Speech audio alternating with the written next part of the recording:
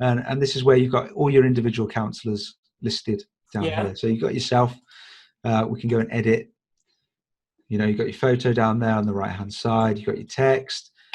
You can put more text in here as well. So I could say this is more text and update that. You do have your profile fields down here as well, which I think are all very good. You got a telephone number you could put in there, website you could put in there. Well, I think we chose that, if people want to get in touch with us, well, in the first instance, go through the clerk, but, contact through email.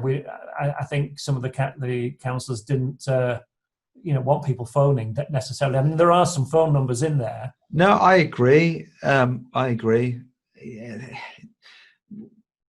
Every council seems to be a little bit different with how they want to publish their own information. A lot don't want photos on there. They don't really want to be known. We've got gaps. We've pushed them. I said right at the beginning, we should either have photographs on or not. I said I didn't think it was very good to have some on and some not, but we haven't got the rest to give any photographs. And I did get to the point where I was right at the next meeting. I'm bringing my camera along, but I didn't. But anyway. I guess councils will, all councils will have the same situation. Some people will want their photograph. I mean, these are all voluntary posts. Exactly. So, yeah, exactly that.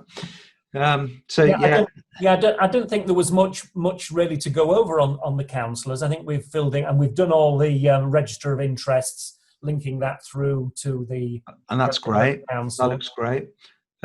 One thing I should mention is we've seen a lot of sort of, I don't know the right wording really, hoax emails, spam emails, spoof emails, scam emails coming from people pretending to be either the chairman, chairwoman of a parish council, and then emailing everyone else on the council asking for gift cards or a little bit of money for their daughter's birthday or something like that. All right, okay. Which is an interesting one, really. It makes me sort of chuckle in the way because it's clever, but it's not that clever. But obviously we make it very easy for anyone to harvest all your emails. They're all here. They're all on a page. People can go and take those. They then set up an email address, so Mrs. Janet Hanson chair @gmail.com, and then they'll email everyone saying, "Hello, Mr. Harrison, Mr. Stephen, can you send me some information for my daughter's birthday, or some money? Send it over." Just be aware of that if they do. We've seen it on a few of our. So, is there a better practice than listing the email address? Not really, sadly. You can have a form that doesn't show any email addresses at all, and it just says, if you want to contact Stephen, if you want to contact Jane, you choose your option and then send an email over that way. Mm-hmm.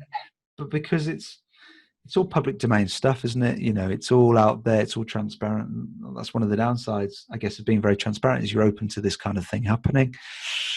So it's just to be aware of that. If you've not had it happen, you may never have it happen. But we've seen it on a couple of our clients' websites. And they'll ask me if there's anything that can be done. I say, well, if you're putting the information out there, we can't control who's going to email you from that. We can't put blocks in place to stop Gmail coming through, for example, because you get a lot of valid email coming from Gmail. So it's difficult to sort of police.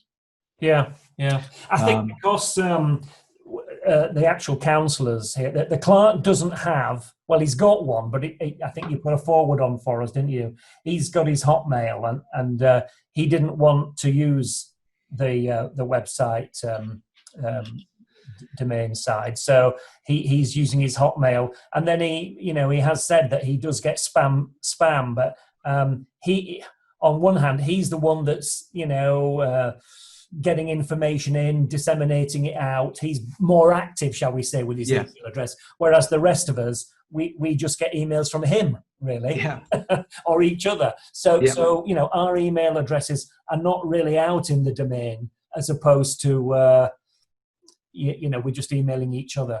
So we've not found it to be an issue at the moment. Okay, no, that's good. That's good. I'm going to get rid of your more text actually off that as well. Okay. But and that's how you update your councillor information. If you want to reorder, drag and drop. You just drag and drop people in the order that you want them to be in. and then add new, of course, or delete councillors as well. So Yeah, no, that very was simple thing to do.